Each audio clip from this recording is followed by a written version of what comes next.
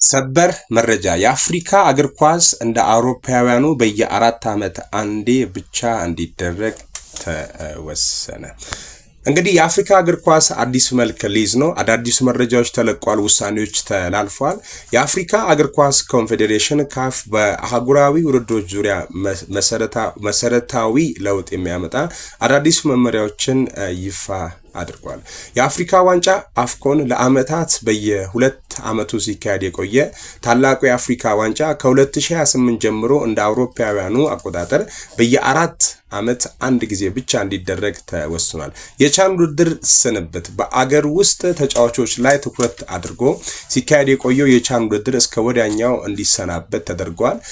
ስለዚህ መረጃ ሙሉ መረጃውን ከፈለጋችሁ በዩቲዩብ ቻናሌ ተማር ልጄ በሚል ዩቲዩብ ቻናል ቼክ አድርጉት። ሙሉ መረጃው ዛሬ ወጥቷል። አመሰግናለሁ። ቴንክ ዩ። እንግዲህ ወደ ተቀሩት ወይ ወደ ሙሉ መረጃው ስመጣ የአፍሪካን ኔሽን ሊግ በቻን ውድድር ምትክ አዲስ ውድድር ተመስርቷል።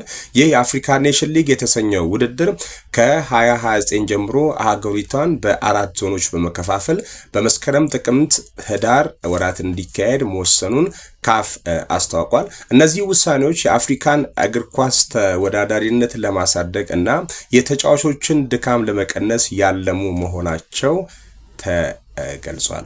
አፍሪካ በኳክብቶቿ የምትደምቅበት ውድድር የአፍሪካ ዋንጫ ታህሳስ 12 2018 ዓ.ም የአፍሪካውያን ትልቁ መሰባሰቢያ መድረክ የሆነው የአፍሪካ ዋንጫ ዛሬ በሰሜኗ አፍሪካዊቷ ሀገር ሞሮኮ ጅማሬውን ያደርጋል። በተለይም በአውሮፓ ትላልቅ ሊጎች የሚጫወቱ አፍሪካውያን ወደ ሀገራቸው ተመልሶ የሚሳተፉበት ይህ አህጉራዊ መድረክ ለአዳዲስ ኳክብቶች መታያ ሆኖ ዓመታትን ይዘልቃል።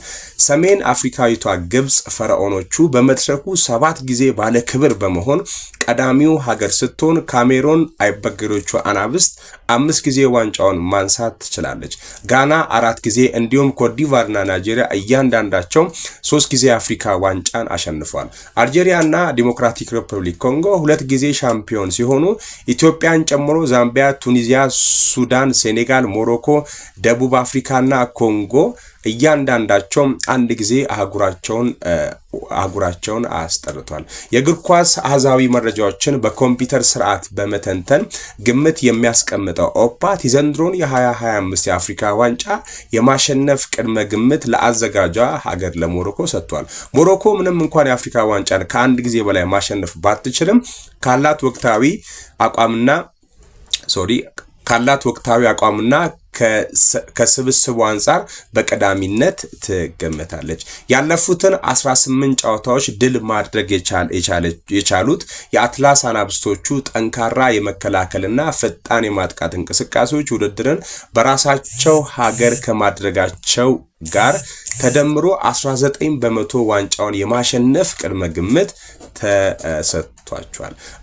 በመድረኩ 7 ጊዜ በማሸነፍ ቀዳሚ የሆነችዋ የመሐመድ ሳላህ ሀገር ግብጽ ዋንጫውን ለማሸነፍ በሁለተኛ ደረጃ ቅድመ ግምት የተሰጣት ሲሆን የሳዲዮ ማኔ ሀገር ሴኔጋል እንዲሁም አልጄሪያና የናይጄሪያ እንደ ቀድሞ ተከታትለው ይቀመጣሉ።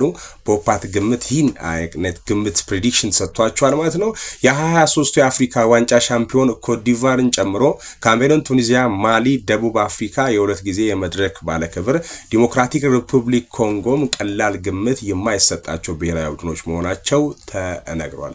እነዚህን ሀገራት ካላቸው የተጫዋቾች ጥራትና በመድረክ ካላቸው ልምምድ አንጻር ቅድመ ግምት ያገኙ እንጂ ተገማች ባልሆኑ የአፍሪካ ዋንጫ ትልቅ ግምት የተሰጣቸው ሀገራት በጊዜ ተሰናብተው ያልተገመቱ ሀገራት የተሻለ ርቀት ሊጓዙ እንደማይችሉ ምንም አይነት ዋስትና የለንም።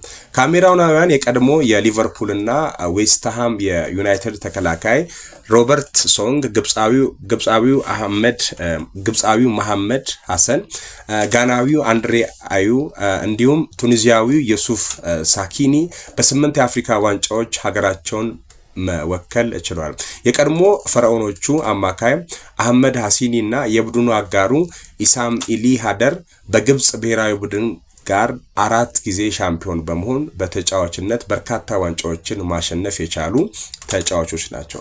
የዲሞክራቲክ ሪፐብሊክ ኮንጎ የቀድሞ ዛይር የፊት መስመር ተጫዋች የነበረው ፒያሪ ናዴር ሙሉምባ በ1974 የአፍሪካ ዋንጫ 9 ግቦችን በማስቆጠር በአንድ የውድድር መድረክ ከፍተኛ ግብ ያስቆጠረ ብቸኛ ተጫዋች ነው።